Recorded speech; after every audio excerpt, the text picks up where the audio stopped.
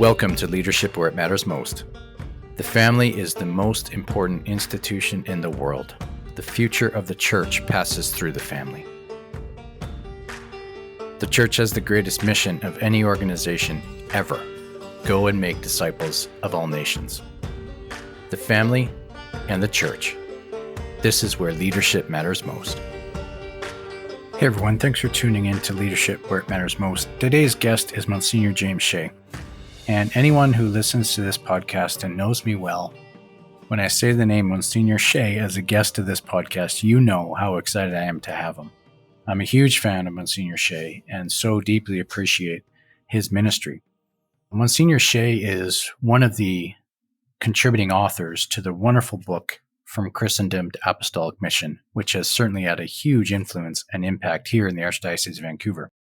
Monsignor Shea is the president of the University of Mary, a university which just happens to be about 40 miles away from the dairy farm where he grew up. Monsignor Shea is the oldest of 8 children. He became a priest was ordained a priest in 2002. He served for 7 years in various ministries, including as a parochial vicar. He served with Mother Teresa's Sisters, Missionaries of Charity. And he studied at both the Gregorian and Lateran universities in Rome. Monsignor Shea was named president when he was just 34 years of age, making him the youngest university president in all of North America, something that he remained. He had that title for a number of years, which tells you just how young he was. So in today's podcast, we talk a lot more personally than the first time Monsignor Shea was on. About a year and a half ago, he was on the podcast, and we talked a lot about the insights and themes from that wonderful book, From Christendom to Apostolic Mission. But today is a little bit more personal. Today, we hear about his own personal journey in his leadership and some of the significant events in his life that have shaped who he is today and how he leads. We talk about his testimony, his story. We talk about his early days and early years as the university president, the University of Mary president, and what it was like to succeed a religious sister who was so well loved and respected in the community. And she had served as the university president for 31 years, I believe, prior to Monsignor Shea being named. Yeah, we just talk a lot about his own personal leadership journeys. Super insightful, super reflective. It was just such an honor to have Monsignor Shea back on the podcast and to get a little bit more personal about this one and speak more from his own personal experience and history. So I know you're going to enjoy this episode. Monsignor Shea, welcome back to the podcast. It's great to be with you, Brad. Thanks. It's great to have you. It's an honor, and I really appreciate your time. So we're just going to jump right in. Last time that you were on the show, we talked about many of the themes from the wonderful book, From Christendom to Apostolic Mission. It was a great conversation for me, and it was a real blessing to listeners and still getting comments even this week. But today, you're gracious enough to talk a little bit about your own leadership journey. And so I want to just set the context here because you were ordained to the priesthood in 2002. I'm curious, Monsignor, were you at World Youth Day in Toronto in 2002 by chance or not? No, I couldn't go. I was at World Youth Day in 1997 in Paris. I wasn't able to go in 2000 when it was in Rome, even though that was right in the middle of my studies in Rome. Yeah. But it was during my first summer home, at the North American College in Rome. We go over and we stay for 2 years without coming back. And so that was my first summer, the summer of 2000. So I missed Rome, and then I missed Toronto as well, because I was just newly ordained. It was a funny thing. I was assigned, here's a leadership thing for you. I was assigned to the cathedral in Bismarck, and the pastor of the cathedral had a long succession of young priests. In other words, the newly ordained were almost always assigned to the cathedral. He had been there for almost 30 years at that point. And his plan was to get the new priest in the seat, and then he would go on vacation for 2 weeks and leave this brand new priest in charge of the cathedral. And invariably, something would go wrong. But he was gone on vacation at that time, and that was a non-negotiable. And so I was not able to come to Toronto. You had to be there. I sure wish. You were being responsible. The only 2 World Youth Days I ever was at was 93. In Denver, which of course was an epic event for the United States. I mean, that was a watershed moment for Catholicism in this country. The other one was Paris Yeah. in 97 when Therese of Lisieux was proclaimed a doctor of the church. Wow. Special time. So you were ordained in 2002, and then you were made president of the University of Mary in 2009, which, you do the math, that's only 7 years as a priest. And you were succeeding somebody who had been in that role. It was a religious sister, right? And she had been in that role for, I don't know, over 30 years, if I recall. And you were only Yeah. 34 years old at the time, which famously, you were the youngest president of any university, I think, in the United States. So I'm wondering if you can just remember back to that time, like internally, what was happening as you were approaching this new leadership position?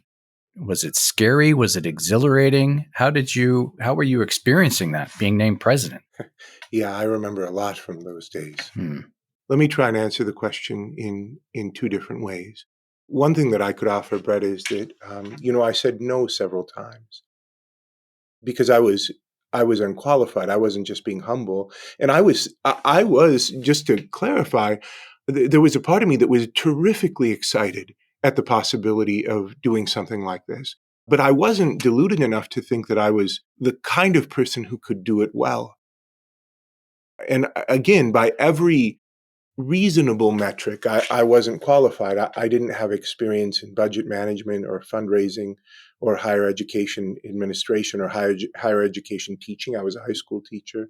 I didn't know anything about board governance, about human resources. I didn't know about accreditation.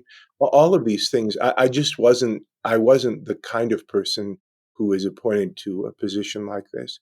And I was super young. I was 33 when I was named and 34 when I was inaugurated, and so that was a difficulty. But the fact that I said no, so I said no once on my own, and then I was reapproached, and that's a whole nother story. But Mhm.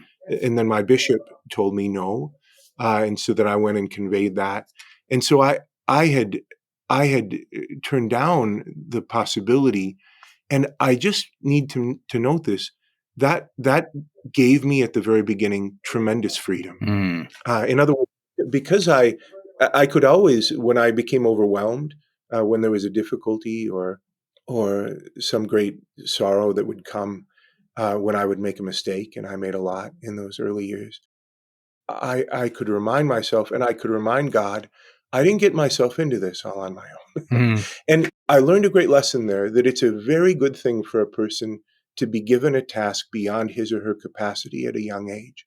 That was a very good thing for me. It cured me of a certain kind of ambition.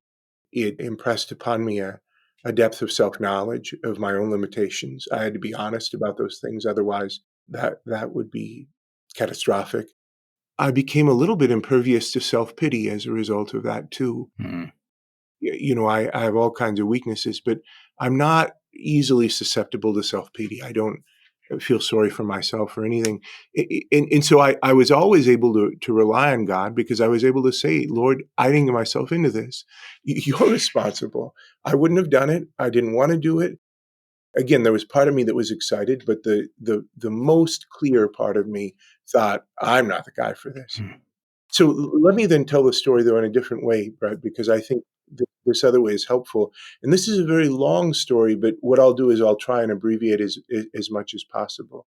When I was a freshman in high school, I was the oldest of seven boys. I'm the oldest of eight children altogether, but my little sister, the only girl, came along long after that. So I was the oldest of seven boys. I left the farm and went to college. And during that freshman year, my youngest brother was killed in a farm accident. Mm. And I was super, super close to him. And I loved him very much. And Mom used to say that when I'd come home from college that first year, he'd stand at the kitchen window and he'd stand there just saying my name. We were very closely Mm. bonded. Matthew was his name. And so he was killed in this farm accident when I was a freshman in college, the spring semester. And that was really hard. It was hard on my whole family, Mm. but it was hard on me. It became a little bit of a catalyst to my vocation, in that I knew, at least by that point, that I should give seminary a shot. But I was lollygagging. Mm. I was dragging my feet, and and that event was a watershed moment because the church was so supportive. And in the midst of our grief, I looked around and I remember saying, if this is what the church does, sign me up. Mm. I want to be there for other people in this way. And so the years passed, and grief, it ages like, I guess, like wine. Mm. All of the pain began to drain away, and I just missed my little brother from time to time, and I got to the point where I didn't think about him all that often. This was years and years later, and when I thought about him, it didn't have the old sting to it. Mm. So I was teaching high school in Western North Dakota out in the middle of cowboy country. Mm. I'd drive 70 miles round trip every day, and that's when all of this was swirling around. And here's what I was most intimidated by. You mentioned my predecessor was here for 31 years. Not only that, though, Brett, she was the most well-loved woman, maybe the most well-loved person in North Dakota, Mm. in my whole state. Her portrait hangs in the state capitol. Her name was Sister Thomas Welder, and she was a magnificent human being, one of these people who never forgot a name, Mm. who is always unfailingly gracious, who had a great instinct for people, who had a quiet dignity and warmth, and, she was really an impressive person, and people loved her.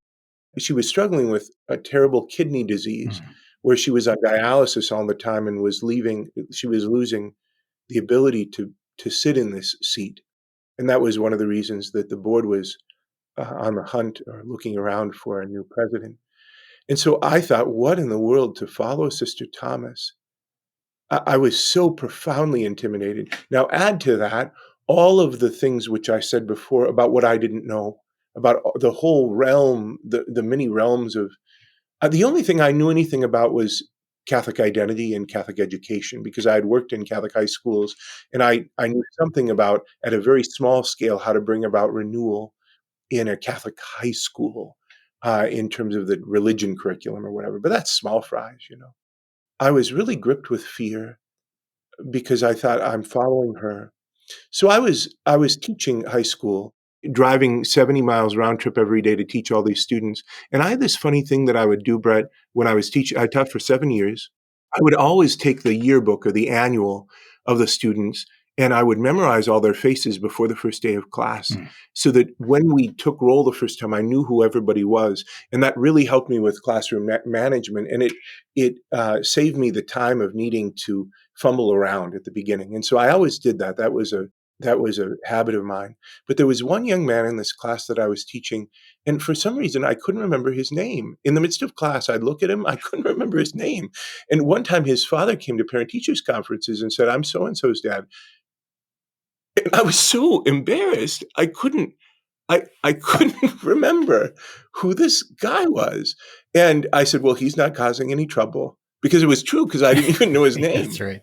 It was as though there was a veil over this young man, and I couldn't recognize him. Then I had given a lecture, something about the credibility of faith, and I used Dan Brown's dumb book, The Da Vinci Mm. Code, as an example.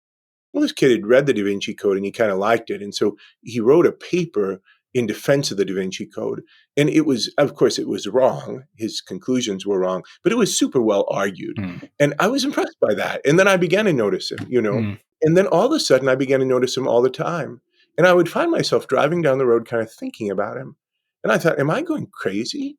I didn't ever notice him, and now I'm noticing him all the time."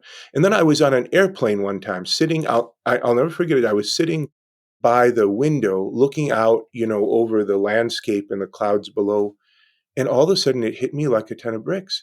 I said, "That young man, for all the world, reminds me of Matthew. He reminds me of my little brother." Mm. And then I realized, had Matthew lived, he would be exactly the same age Mm. as the class that I was teaching at that time. And at that moment, everything clicked for me, and this was a tremendous grace of God. Matthew came back into my mind and my heart, and I remembered him, all kinds of things, the sound of his laughter, the smell of his hair, what it was like. I would lay down after Sunday mass when we were growing up. I'd throw him up in the air until we were both so tired we couldn't breathe. And I was reminded of my affection for him, my love for my little brother. And I remembered this. This was my central lesson. I remembered why I loved him so much. It wasn't because he was so impressive. It wasn't for all that he brought to our relationship as brother to brother. He had nothing. He was just, he was the youngest, and I was the oldest. What attracted me to him, why I had so much tremendous affection for him, was his weakness. He didn't know how to do stuff. So I could teach him, how to walk and how to move. And he was just like any young boy. He was fascinated by the world around him, and I could show him stuff. And this was all happening very quickly on this airplane ride while I was praying and remembering. And I realized that's how God loves me. Mm. It's not because I'm impressive Mm. or because I have all these capacities. It's because I'm not. It's because I'm weak. And that's the region of my need. And then my fear left me. Mm. And so those are the two things that I would say about those early experiences before I came to Mary. God prepared me because he reminded me of the texture and depth and kind of the reason behind his love for me.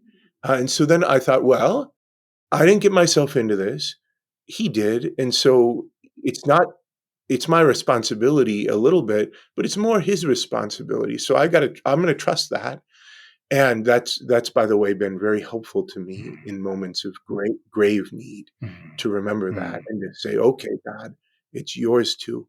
And then the reassurance, stepping into the shoes of one of the most formidable people that I could ever succeed, to be reminded in this kind of interesting way, the reactivation of memory, of sensory memory, and then of memory of the heart, Mm. and to say, "Oh, I loved my little brother.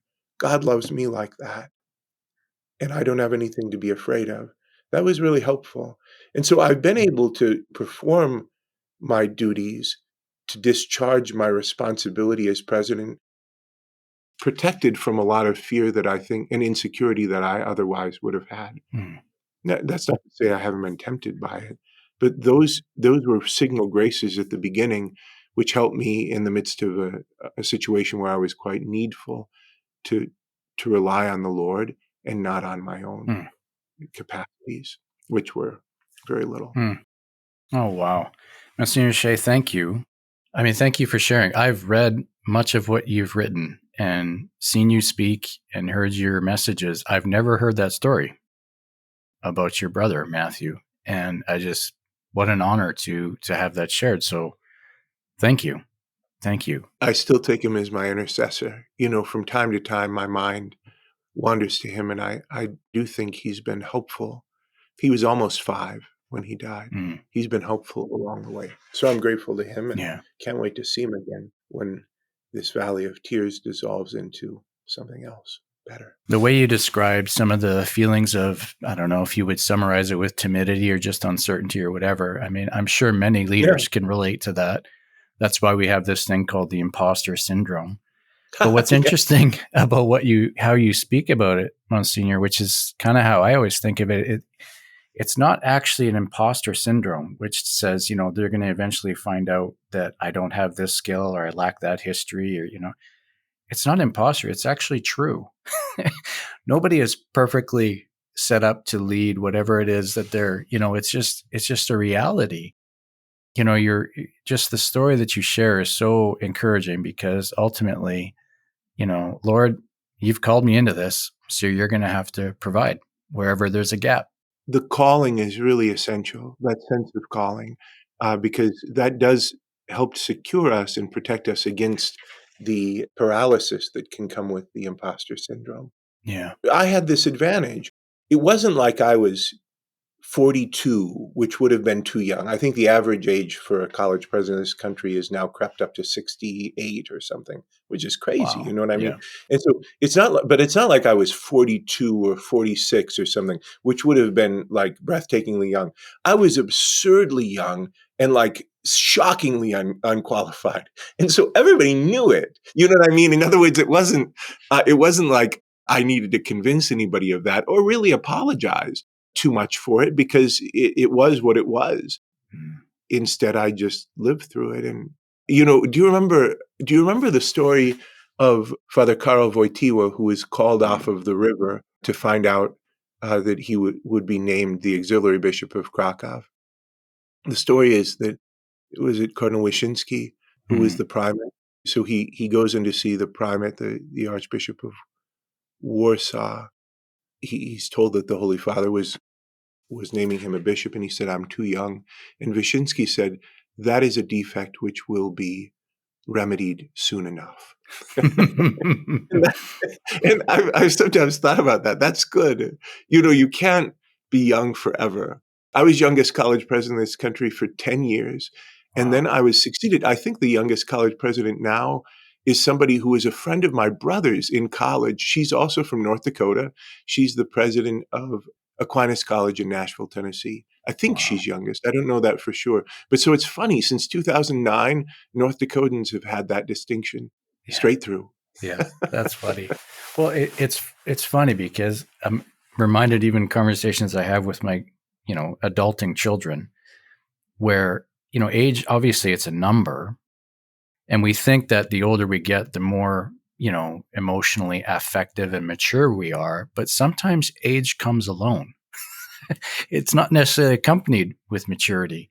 And just hearing you tell the story, like really understanding that, I'm young, because a young man could also react to this opportunity in a different way. He could eagerly and enthusiastically embrace it, thinking, "Oh yeah, I'm the guy."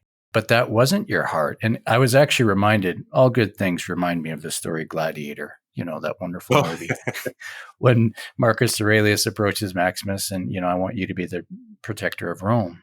And his response, so beautiful, with all my heart, no. With all my heart, no. Just that sense of humility, recognizing that this office is beyond me. I don't want it. And you went through some of those things, and yet you embraced it because you sensed it was a call from God, and that He would provide what you think is lacking, and that's it. You do it.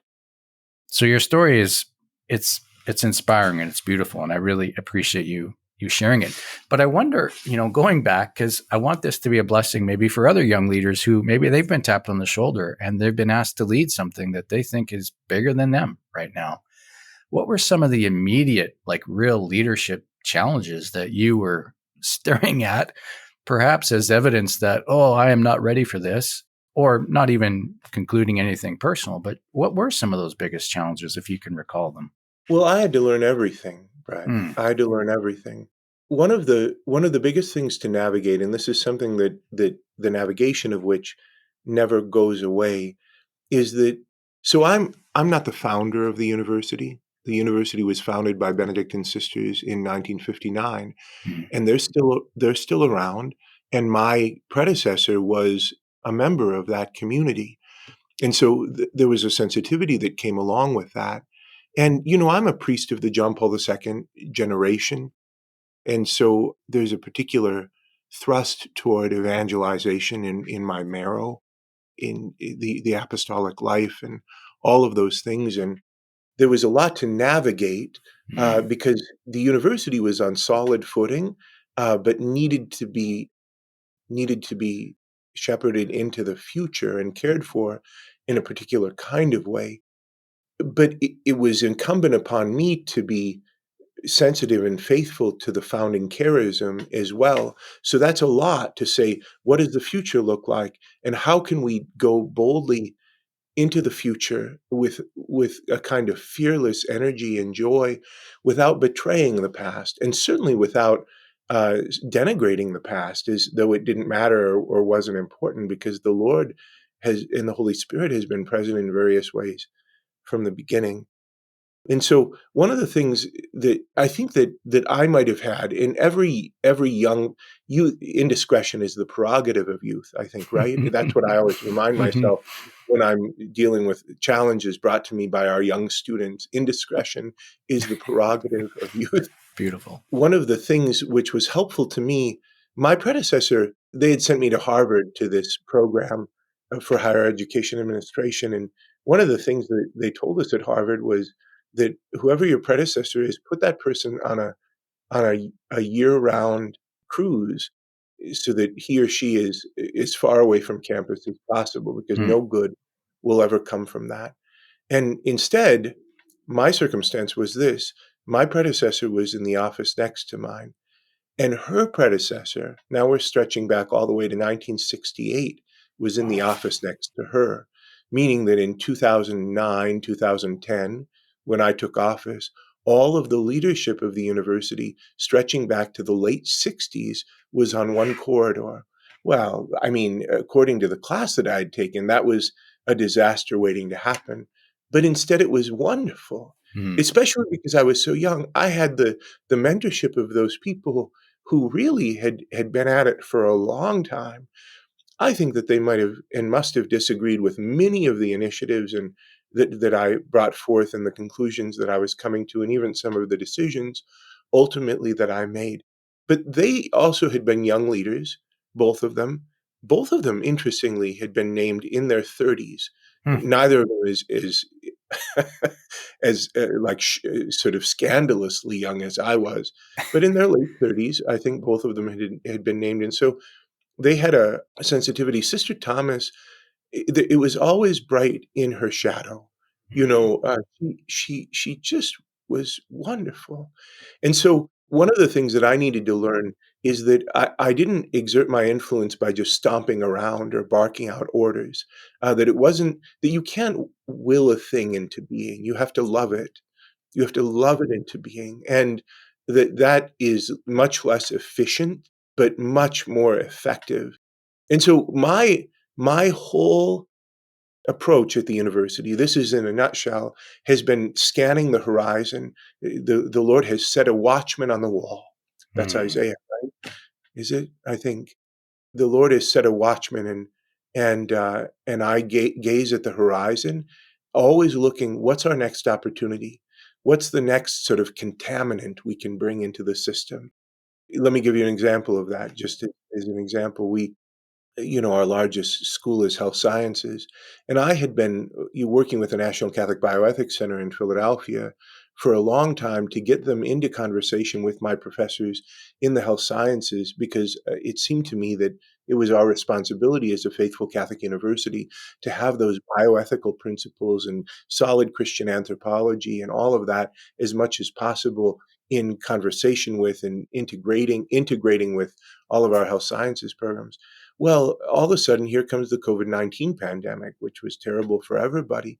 But you should never waste a crisis, I don't think. And Mm. and here it came, and all of a sudden, out of the blue, miraculously, my health sciences professors were supremely interested in questions of vaccination, immunization, the principle of double effect, cooperation with evil, all of these different sort of questions which I had been longing for them to be interested in, because they're so fascinating from a philosophical and ethical standpoint. All of a sudden, they became the best students of that in the world, and they Wow. couldn't call the people at NCBC fast enough. That's an opportunity. And so to scan for the opportunities for a contamination to happen, Mm. bringing the right people together in the right way at the right time, but you can't do everything all at once.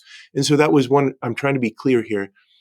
One of the things I had to learn, because I don't own the university, I'm just a steward. Mm. Scarcely anybody in young leadership owns what they have, unless you're an entrepreneur starting your own business. And if you are called into that, you don't really own that anyway. Mm. You're actually stewarding that. Or if you have employees, you certainly don't Mm. own it, even if you own it on paper, even if you've got the title to the business or whatever. Because when we're caring for people, when we have the honor of leading them, then they don't belong to us. And so I realized, okay, what do I need to do? I need to make myself as supple as possible to the Mm. Holy Spirit, and then look for opportunities. And so I've become an opportunist. Mm. The Catholic identity renewal of the University of Mary has been a matter of patiently waiting and saying, not yet, not yet, now let's go. Yeah. And sometimes that's shocking to people, and even to me, but it is a matter of knowing when and how. I've had to learn, but it is good to know that you don't really enact things by just stomping around. I don't wanna go to the other extreme either. Some people just wanna have committee meetings all day long. Chesterton said that there's never he Chesterton said, "I've searched all the city parks of all the cities in the world, and I've never seen the statue of a committee. And so I think that it's supremely disrespectful if you know what's going to happen and you have certitude about it, then the thing which needs to go. I think it's supremely disrespectful to bring people into conversations as though the outcome is still completely ambiguous. That's really not that's not right. That doesn't mean not to engage people, and it doesn't mean that everything should be like that. A lot of things are ambiguous at the beginning, and you need to say, "How can we get through this together? What can we do?" But you have to sift through those things with honesty, I think. Does Hmm. that make sense? Oh, it makes great sense. Thank you so much. There was a line spoken by somebody speaking on leadership that I heard, and it was the opening line of the talk. And as soon as it was uttered, I was done for the rest of Mm, the talk because it was so potent in its meaning. He uh, simply said, "Leadership is a stewardship. It is temporary, and you're accountable." And he spoke this, and I was like, "I'm done. I just need to go and think and pray about the consequence of that reality." I had something very similar hit me just the other night. I got home from a long stint of travel. Oh, I was tired, Brett. I was Mm, just tired. So I came into my residence. It's a beautiful thing the way that the house I live in is set up because there's this sitting room, and then if you go to the right, it's the chapel. It used to be a hot tub room when the university acquired it, and we made it into a chapel because I mm, don't need a hot tub. good. So there's a chapel on this side, and then my bedroom's on the other side. And so I'm always like, okay, should I go in and make a prayer of thanksgiving, or should I go right to bed because it's midnight and I've been traveling for many hours or whatever? And that's a good sort of test. Hmm. Here's what happened the other night. I came into my sitting room, and I was making for my bedroom, and I noticed out of the corner of my eye that my sanctuary lamp in the chapel had burnt out. In other words, there was no flame there. And for a moment, I felt a strong temptation to say, I'm gonna handle it in the morning, because it's this big oil lamp, and it's got about 2.5 weeks of oil in it, and so I have to go out to the garage, I have to get these bottles of oil, I have to bring them in and pour them in and all of that, and it's quite a phenomenon. It's like a It's a operation, deal. let's say. Yep. Yeah, and then as I started to make toward my bedroom, I realized, and what this was a grace because it wasn't like guilt or anything. I realized, no, I have to go attend to this because it's my Lord, and I it came to me this line from the gospel the other day. Which of you, with your servant coming in from the field, would say to him, "Sit down and eat"? Wouldn't you say, "Serve me, and then you can eat later"? And that's us. We should say in the end, we're meritless servants. We've only done what we were commanded to do. So I went and I refilled it, and I was deeply struck. That night I went to bed thinking, that's servant leadership. People say a lot about servant leadership, and they think about it as like this humble way Mhm. of like putting yourself at the service of other people and leading in that way. That's partly true, but in the Christian sense, it's something deeper. It's that I'm a servant first, that in my own house, I don't serve myself. In my own house, there's a lamp that needs to be lit for the one who dwells there, who's the center and thrust and meaning and purpose of my whole life and of everybody that I serve. And so I need to serve him, and then I'm somewhat qualified to serve others and to lead them. Mhm.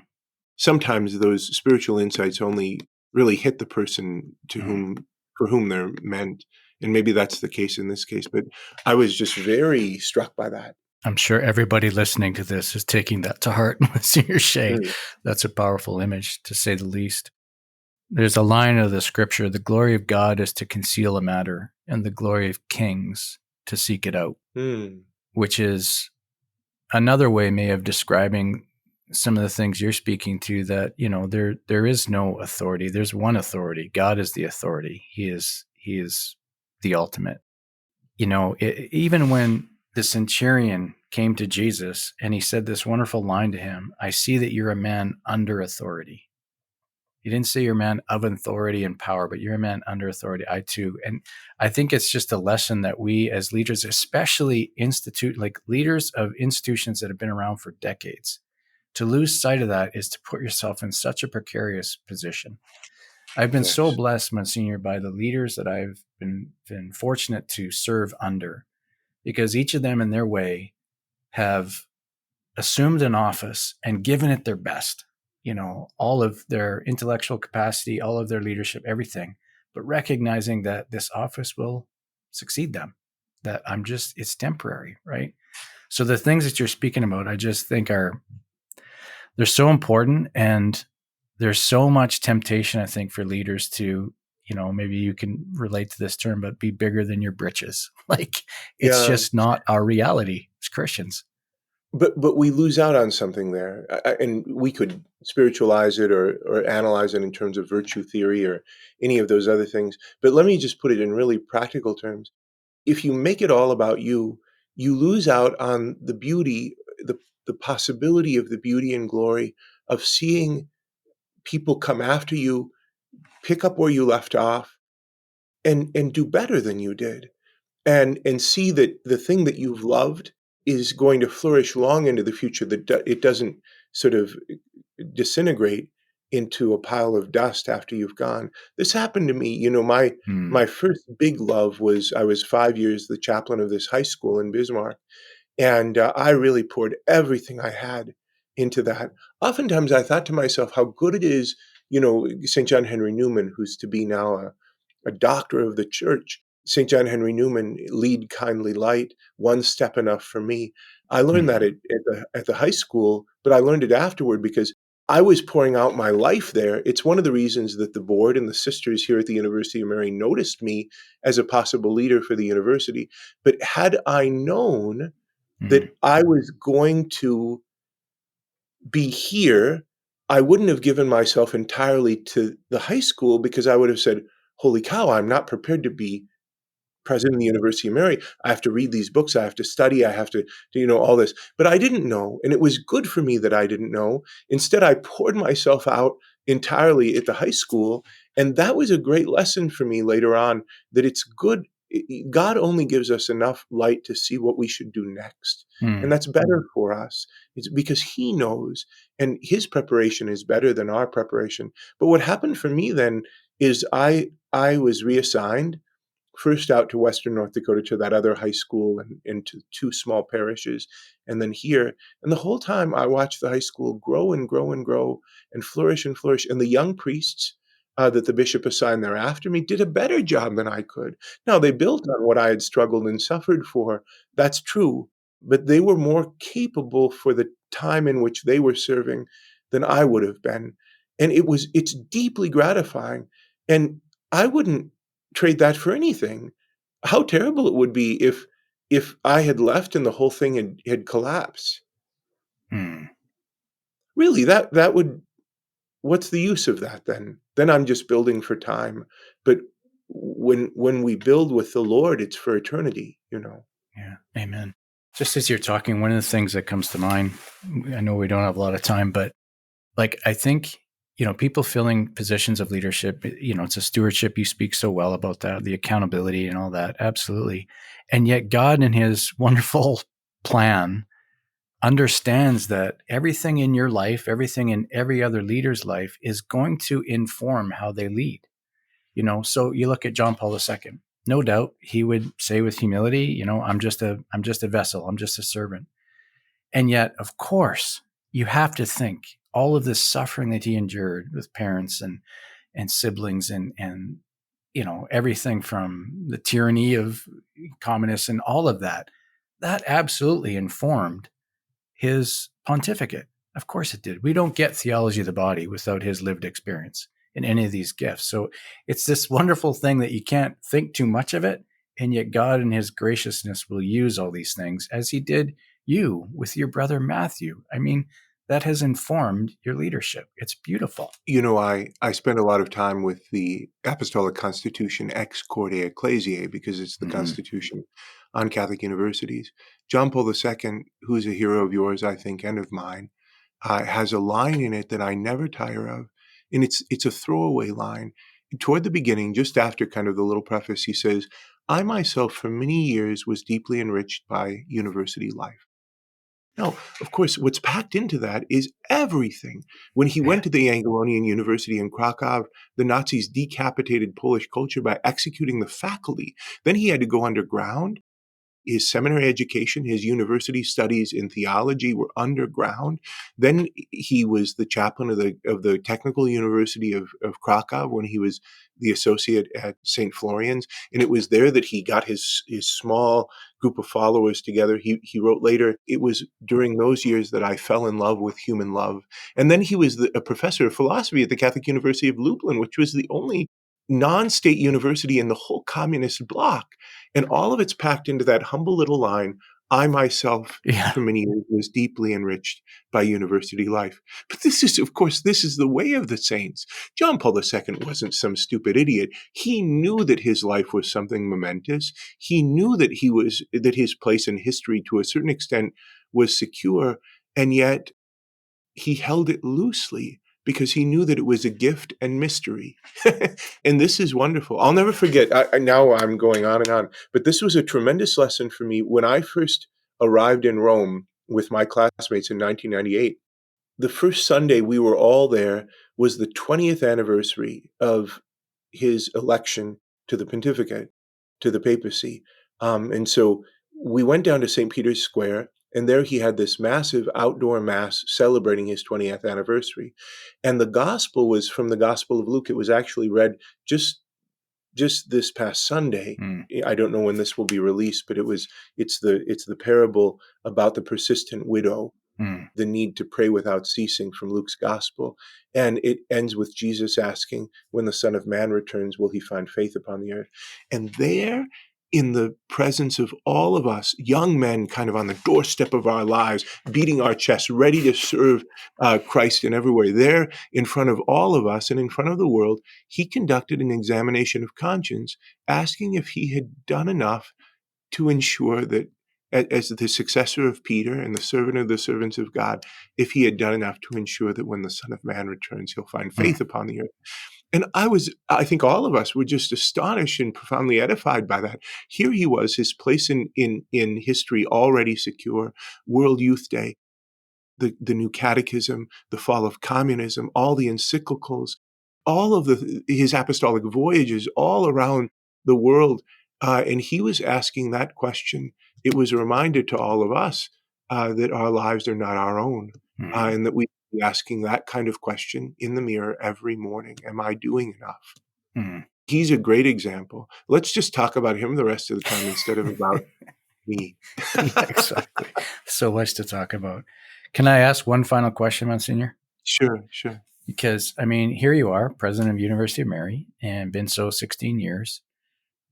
What is the biggest challenge facing Catholic post-secondary education now and in the future? A university is a place for the healing of the mind. It's a place where the intellectual apostolate of the church is meant to come alive vividly in technicolor for young minds and hearts. Dante in the Convivio talks about an age of stupor, that students between the ages of 18 and 22 or so have this stupor in which they're uniquely open to all of the wonder and marvel and magnificence of the world. And it's where they can Mhm. identify where their place is in the cosmos, so to speak. And so our challenge is the same as it's always been. The healing of the mind is not simple or easy. But the age in which we live, I think, presents some pretty stern challenges. One is something that you and I have talked about already, and that's that we live in a post-Christian age. But I paused when I was thinking about that because I think that partly it's a challenge, but partly it's one of these bright opportunities that only comes along every so often. We have the chance to reanimate in the hearts and minds of our students the whole of the story. This is meant to be a profoundly creative and fruitful time for the church, and so I think a great threat is that we should somehow postpone or shirk that responsibility and not do it, not really go after it. Mm. And so I think that that's one of the prime challenges Mm, to tell the gospel story again for the first time in the midst of a post-Christendom culture. mm, But the other thing is this, that even since the last time that you and I spoke about this post-Christendom culture, this new apostolic age in which we live, I think that there's been a shift. I don't know if other people are mm, seeing it, and I don't know what it's directly related to, because I don't think that it can be simply tied to, like, historical events. People might mention, like, the assassination of Charlie Kirk mm, or something like that. But I've seen one shift like this before in my 16 years. One was about in 2016. It was the fall of 2016.